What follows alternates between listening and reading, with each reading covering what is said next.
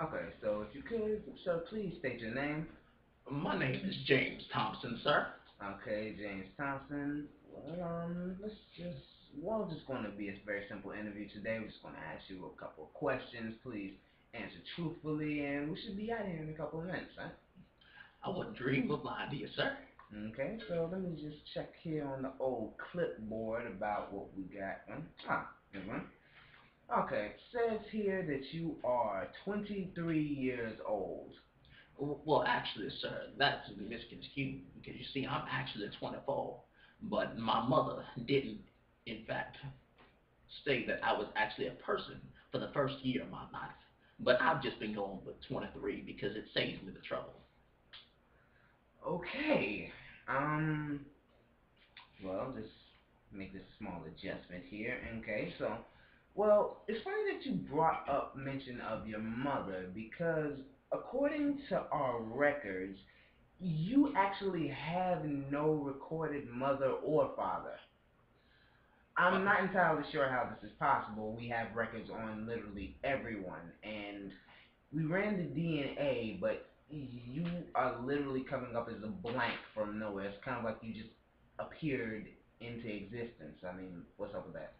Well, my mother actually didn't know where I actually came from, but you see, she just sort of registered me 23 years ago. Like I said, I'm actually 24. The first year, they themselves tried to figure out where I came from without ever being able to find the location. So I know I'm not really registered, but I'm not registered under that woman. I call her mother because I view her in the way that other people view their mothers, the person who has cared for them, looked after them for the last 23 years. I know it is wrong for me, a 24-year-old man, to be living with his mother. But at this point in time, she is all I have, sir. And my father, he never really was around much when I was young. And clearly he isn't around now. So my mother is all I've got. We are both all that we have, sir. I can't leave her. Well, you see, it's funny you should say that because the fact that you're even here in this mental institution in the first place is because, I'm not sure if you remember this correctly, but you were convicted of eating your mother. Sir, that's the way that my mother takes care of me.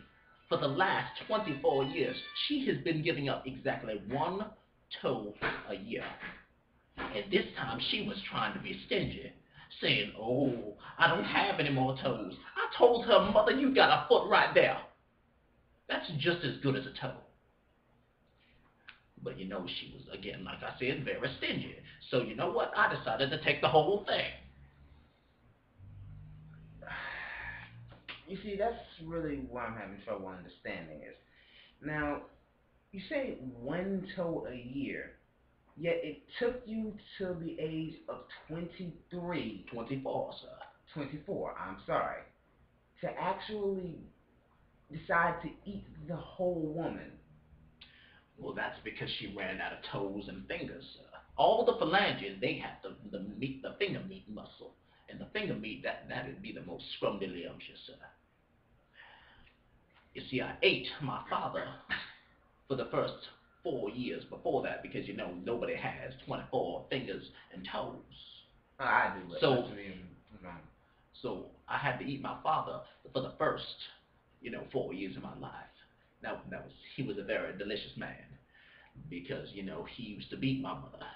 And that's how the whole hunger started in me. And then the wires starting to click and everything starting to change.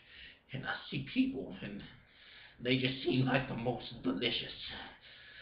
And you right now, sir, we can do this the easy way, or we can do this the hard way. The choice is yours. Security? Oh, it looks like you want to do this the hard way. Sir, just...